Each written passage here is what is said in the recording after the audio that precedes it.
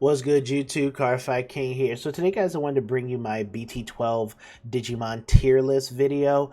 I got some recent testing and got some, did some more research into it, and I think that, I'm ready to put out the tier list, kind of just see like, what I think about the meta going into it. I know it's sneak peek weekend. I hope everybody pulls well. Send me all of your bills and money. Anybody alt art, you already know that. But no, I hope everybody has fun this weekend at the sneak peeks. Or if you're participating in the regionals, that you get to still do some sneak peek stuff. But I feel like BT12 is going to be really fun meta. There's a lot of new influx of decks, as you guys know. A lot of the red protagonists are in here, so your Gallant Mons, your Shine Gray Mons, all that are coming back, and so yeah, I think it's going to be a really fun, really fun meta. So yeah, sit back and let's enjoy this tier list. About the tiers, I just have them in tier 1, tier 2 rogue, and this ain't it, bruh. I'm very strict with my tiers because I don't feel like just because the deck has a really like cool combo or sequence or something that you should just go ahead and throw it right into tier 1. But I think that there are a lot of decks that can fit the tier 1 mold. More so than anything else, just because they weren't touched by a deck that restriction list or anything like that. So I'm just excited to just hop into it, get it going, and yeah, and this ain't it, bro. It's just maybe the deck just needs support, but or if it's outdated, but we'll explain everything. And there's actually a lot of cool correlations between what's happening in the BT11 format that can translate well into the BT12 format. So I'm pretty excited. So let's get to it. First off, Agumon. I just think the support for this deck is just outdated. That's really it. I think Kizuna is kind of cool. I think this is probably, and this is pretty decent, but I just, yeah, no, it's support's kind of outdated. And I'll throw the Gababon deck into there too.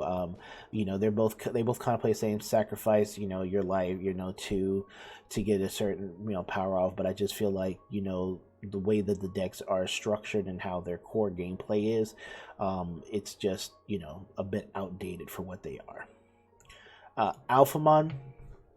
Alphamon's going to be in this and brand only because it doesn't have the Dora Greymon. Really, it's just the name. Outside of the deck does have like its pieces and whatnot, but it is it's not really an OTK deck kind of anymore. It's more of like a tower defense kind of deck, kind of like how the deck was in like I think it was the BT8 format when they got Oriumon or and other Alphamons and things like that, or BT9, whichever one it is. Not BT9, BT8 or BT7, but yeah, I think that the deck really just needs a name. I just think it just needs another Doro Greymon, and yeah, but the deck will be back in BT13. Oh, the deck will be back in BT13. Mark my words. That Alphamon is strong, very strong in BT13. So I think it's a deck where it's like right now it ain't it. Right, but put it in your cold storage.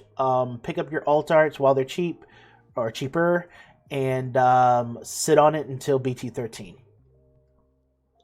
Ancient OTK is in Rogue tier for me. I know Mario has done very well with it too.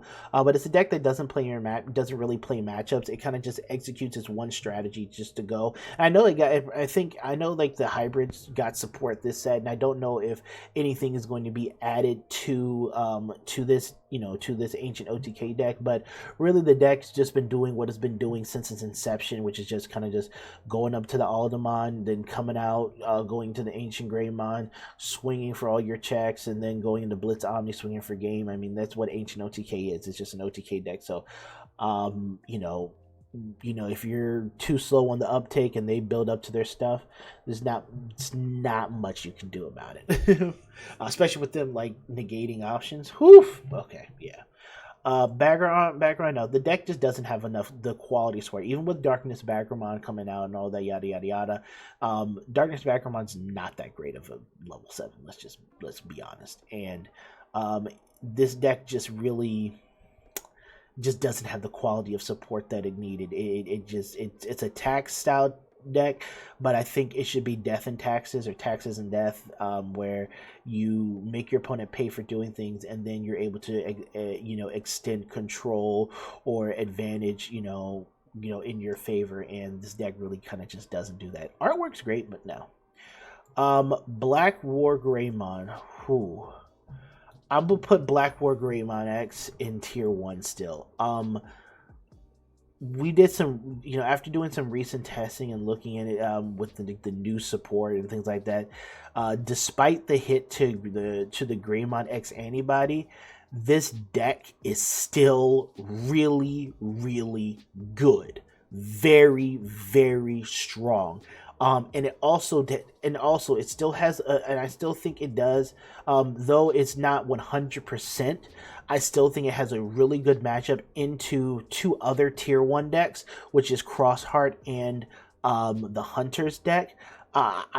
Black War Greymon is so really good. Like it used like the new support that Greymon got, like the new Black Red support that Greymon has received from BT12.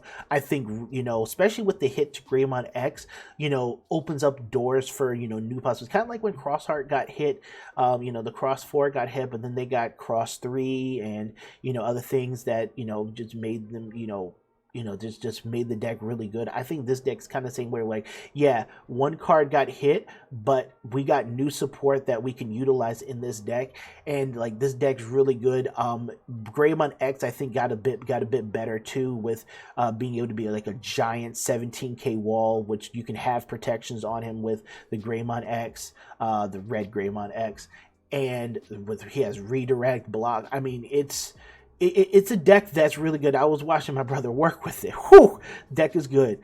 And I was seeing some video stuff. Yes, like the deck did get a piece taken away, but I think it gained some pieces too. So I think Greymon X is still a tier one deck. I would easily pick this up if you're someone who think you need a deck for regionals. I would easily pick this up.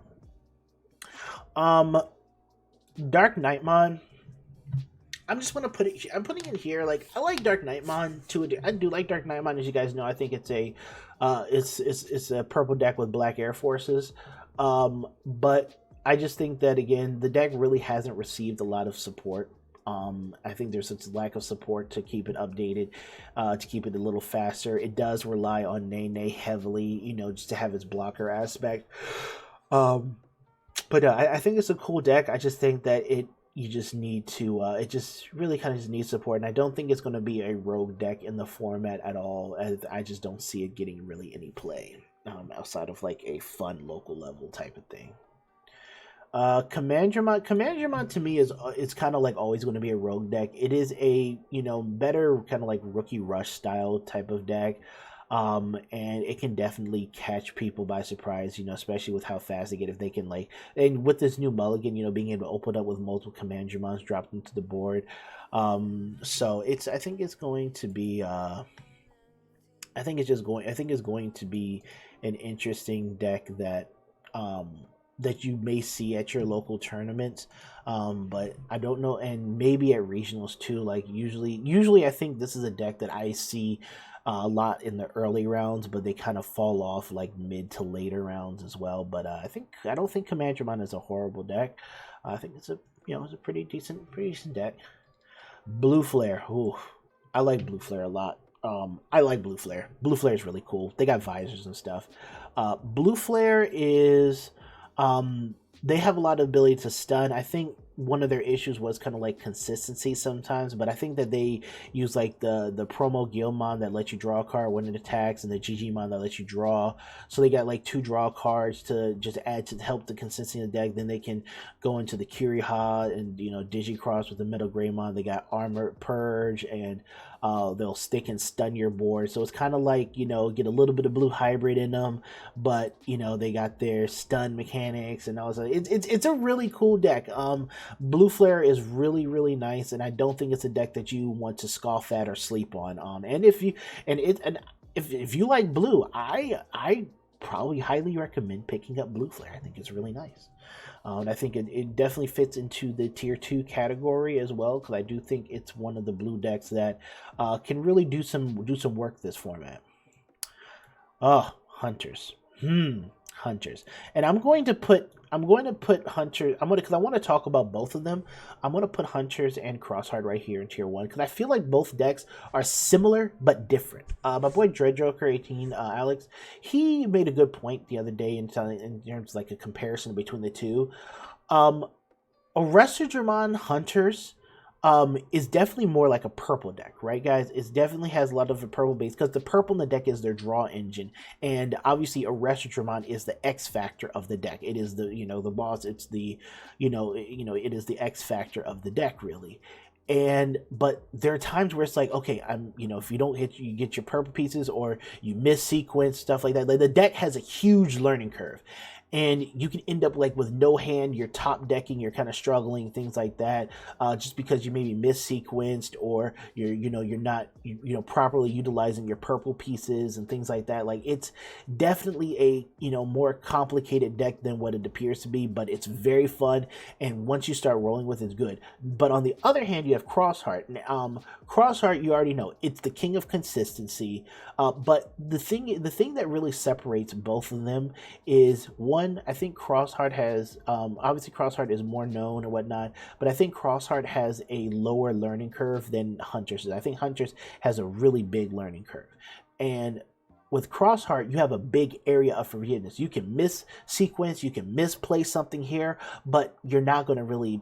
It doesn't feel like you're really going to pay for it because you can always make a recovery somehow. Like I said, the deck has consistency pieces every draw. It feels like you have a lot of cards that draw you things, and Crossheart really doesn't change. I know they got Cross 7 this format and whatnot, but like I just know that this deck is just really really strong, and so they're both, in my opinion, they're both tier 1 decks. I just think that the hunter deck is the harder deck to play just because of the learning curve and what you need to do to utilize and play the deck successfully. So that's really my take on both, but I think both are tier 1. Both are just really really strong into pretty much every other deck in the game.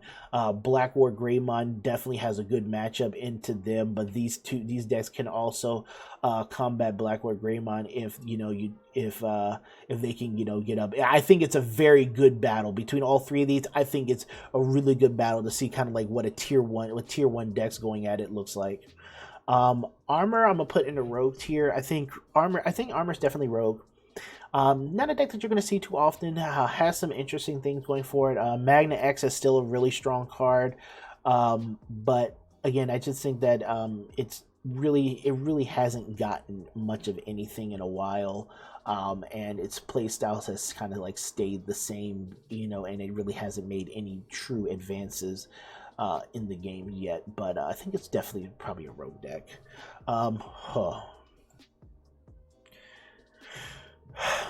My favorite deck,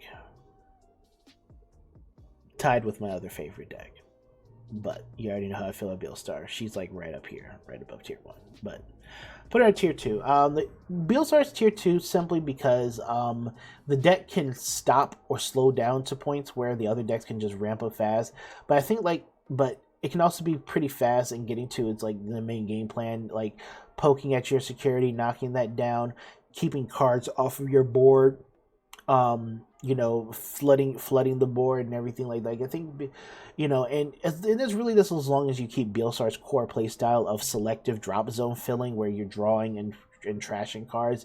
The mill version of the deck, I just think is highly RNG and highly kind of like inconsistent in getting to your best pieces. You're really hoping to hit like your Rivals Barrage and other things like that, so that you can add the Beelstar back to do things. And if you have the gas and it kind of works that way, great. But a lot of times I feel like what Beelstar wants to do is it wants to like keep slamming its rookies and its level, and your scatter modes and your level 4s into the security, and then on the back end being able to drop the Beelstar and kind of like clean up the board and finish off the opponent and things like that. So sometimes that can be hard to execute, especially with like Crossheart and Hunters, I think being going to be very popular, and tamer filled decks. If your stuff's not dying and you don't have a lot of your self-sacrificing type of cards, though you get to keep the unit on board, it slows down your actual gameplay. And again, kind of like I said about Hunters, it's purple. It's a setup. You still need to do your setup, and if your setup is slowed down, then depending on the matchup and where you and what position you're in, it can be really hard to recover. So I think it's a tier 2 deck though. This gets just thrown into tier 1. Oh, Beelzemon, let me tell you. Oh man, Bandai answered our prayers with this one. The advanced deck was cool. It's cool and all, but Beelzebub X changes them so much. And the reason why, right? Not because just because the burn is amazing. You can OTK your opponent from 5 to 0 and swing. You know the burn is unreal, right? But Beelzebub X antibody is a 7 Great Demon Lord, right?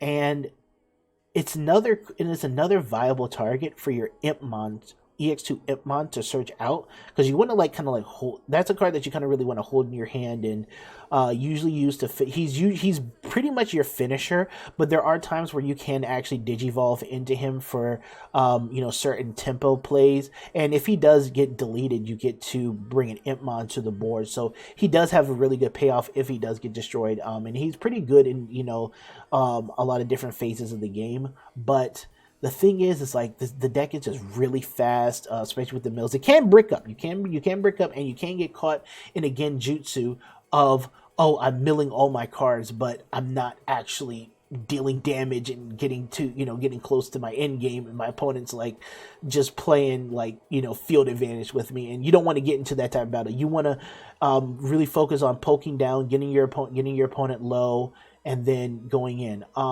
This deck, I think, has 2 different versions of the deck. You have the Pagumon version, which uses Pagumon and the BT2 Impmon, and it's more aggressive. But I think that it, despite it being more aggressive, I think that it despite it being more aggressive, I think that it, yeah, no, it's just still good. It's still really good. The Yamon version I think is also good. That's more of kind of like the stack version, but you're drawing and you're utilizing your inheritables a lot more and things like that. So I just think that both versions are really good, and this deck is just unbelievably amazing. So yeah, Beelzebub is tier 1 for sure. BT6 Impmon has another target to hit. EX2 Impmon has another target to hit. It's really good. Diaboromon, no, just yeah, no. Dorbic. Dorbic's a rogue deck. I know Dorbic did really well at the ultimate. I think it won an ultimate cup. I don't really know how it's going to exist in a normal format, but I got my eye on you, Dorbic. I got my eye on you. I've seen it do work. Blue Hybrid. Blue Hybrid did get some new support. It did get some new support for sure. I think with the Ramamon and whatnot. But I think Blue Hybrid is still going to be a bit of a rogue tier type of deck. Getting rid of the sources is actually still really, really good against these. I just really don't think it's going to see too much play in comparison to a deck like Blue Flare. But I think there's going to be a lot of experimentation going into this format with Blue Hybrid, and I think it'll be pretty much a rogue deck. Dragon Leaks, no. Deck's kind of just inconsistent, and yeah, no. D Reaper, all right. D Reaper, I'm putting rogue. Why? I would put it tier 2, but D Reaper, if Beelzemon is going to be a strong deck, right? If Beelzemon is going to be that strong of a deck too, and it's popular, D Reaper really kind of just counters it. D Reaper counters pretty much all purple decks, really, that don't have soft removal like Beelstar has if you're playing the blue package. But D Reaper, I mean, I've been seeing Luca tear up Mario Gaming World tournaments and Gaia Force Gaming with it. D Reaper is really just, to me, it's just really strong into the Beelzemon matchup. And if you're going to be playing against a lot of Beelzemon players, I think this is just a great counter pick. And other decks that have a hard time removing Gatekeeper, really kind of struggle against this deck as well. So, yeah, I definitely think it's going to be a rogue deck, but I think it's definitely something to watch out for and consider when going into this format, especially if you're anticipating Beelzemon X being super popular. Eosmon, no. Quartzmon, So this Quartzmon, I think would represent like, just a, like a Quartzmon, focused type of deck. Um, I don't know what kind of deck that would really necessarily look like. I know Quartzmon is played as a level 7 top end in hunters, in pretty much every green deck. This card is insane, but like I guess a deck dedicated around it, I'm gonna put it down here, but really that's just because it's just there.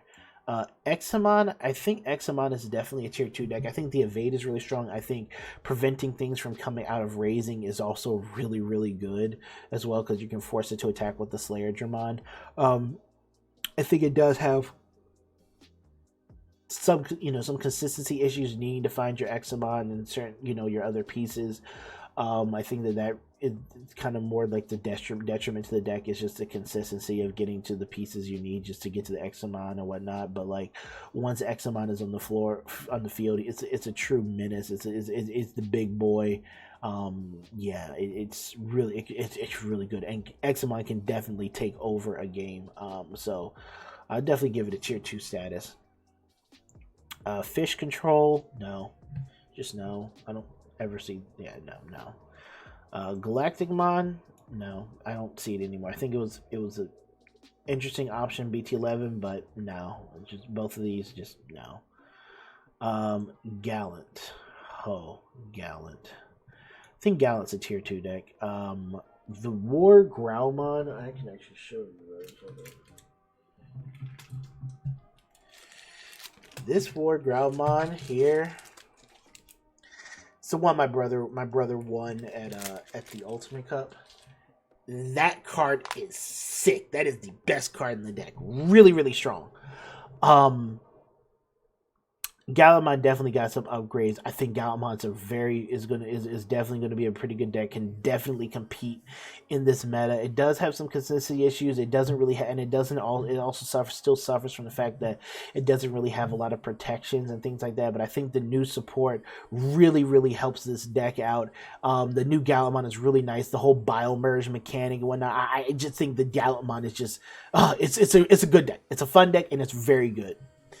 Mirage Galgamon, not yet. Mirage Galgamon, not yet. I think BT13 is when we're really going to see what Mirage Galgamon is going to be able to do with the burst mode and everything, but right now, no. Grandis, I'm gonna put Grandis at tier 2. The reason why is just probably popularity. I could put it in tier 1 because Grandis is kind of a deck where it's just it does one thing, but it does have Quartzmon now. Now it does have Quartzmon, so you can like kind of like OT, you can like kind of do your Grandis OTK type of thing, and then go into Quartzmon and kind of just like lock them down. Like oh yeah, everything's going to everything's staying rested, things like that. Oh, you can do that. Not sure if but I'm gonna put it in tier 2, but it can compete against it again. It's another deck where it's not rogue because you're still going to see it quite often. And it has one game plan where it does everything really well. If it does everything really well, it just wins, and it doesn't really play matchups like that.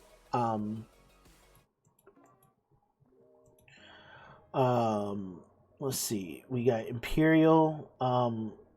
Imperial to me is a rogue deck, even with the new support. I know my boy, Dan Vang is probably going to do some good with it, but Imperial, I don't know. I don't think it's going to be popular. I think the new support is not as good as intended. It's the quality of it is not what Imperial was looking for. I still think like the BT8 starter deck stuff is still just this, more superior things. But I think mixing, matching, you get a new Vmon that has the end of turn Jawgrass, and things like that. I think those are very good supplemental pieces, but I don't think this deck got too many things that you can consider an upgrade. Jesmon, I think is another rogue deck. I think Jesmon's a pretty good deck.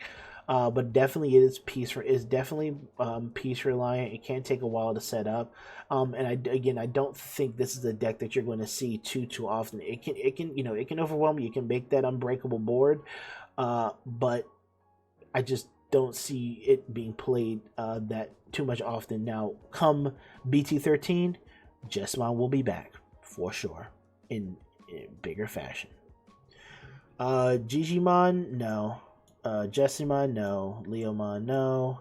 Machine Germon is going to be a rogue deck. Machine Germon, Chaos Germon is always going to, I think, is always going to be good. The deck's gotten too much support for it not to be good, and it just got reprinted in like the revision packs as well. So, it's going to be a deck that's a little bit more easily accessible to people who couldn't afford like the secret version and things like that. But yeah, with the way that it blocks, it can you have the new analog man that can redirect and things like that. Machine Drum was a terror in the Ultimate Cup format, and I think it's still going to be a pretty good. I think it's going to be a rogue deck, but I think it's going to be still pretty good in the BT12 format for sure. Massamon, I'd put Massamon at tier 2. Probably, but it's probably more rogue than tier 2, but I'll still give it tier 2. Chaos Degrade is still one of the best form of removals. Deck has a lot of survivability, but it can be a bit slow, but you can still like kind of do like an Ophani, like a pseudo Ophani loop. You can set up Massamon pretty well. Actually, even against Crosshearts and Hunters, if they build a wide enough board, you got the fall down mode level 7 that they have that can clear board, recover a bunch, and the deck does have some really good sustainability. And I think that it's definitely still a tier 2 deck. Massamon is still really good.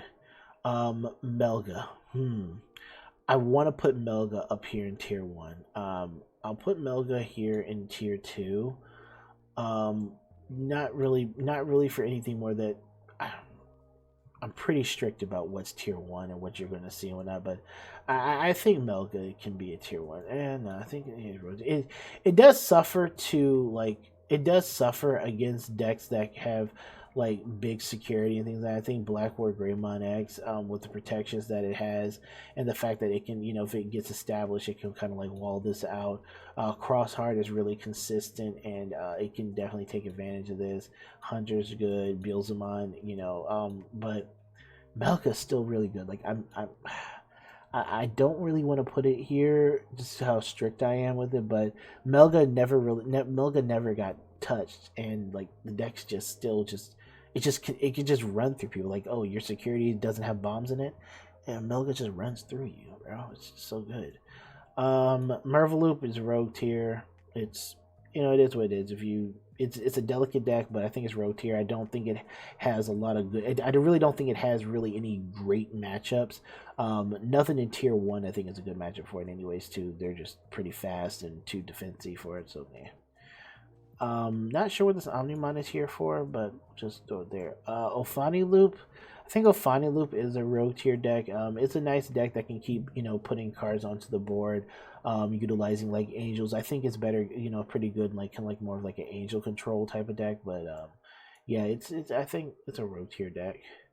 We're not even going to discuss Ragnalord Mon. I think that Emperor Greymon's a tier 1. Emperor Greymon Red Hybrid is definitely a tier 2 deck. Very good against a lot of the meta. Pretty good into a few of the decks up in tier 1. Does have some issues of getting to its boss card occasionally, but like you're still kind of like slamming your rookies, slamming your level 4s and stuff, but they have more inheritables that let you keep up your board presence, keep up your tamers and things like that. So with the new support in it, this card is really good. Sakuyamon, no. Security control, Setcon is an interesting deck. I think I'll put Setcon in tier 2. Just because Setcon is like a deck that you're always going to play against, and it's a deck that really kind of just doesn't die, but it also doesn't actively try to win. So, it's just Setcon. Shine Greymon. I'll put Shine at tier 2. My brother may have a my brother he's the Shine Greymon dude. I think Shine Greymon is good, but right now, as far as its new support and its new play style, it's still in its infancy stage, so it's definitely doesn't have the consistency that it has in BT13, where it is just unreal. One of if not best deck in the game in BT13. But I think for right now it's a tier 2 deck, just due to some consistency issues and that it's still in the infancy of its new play style, right? Poop control. Yeah, no. Four great dragons, absolutely not. Rest Tyrannomon, absolutely not.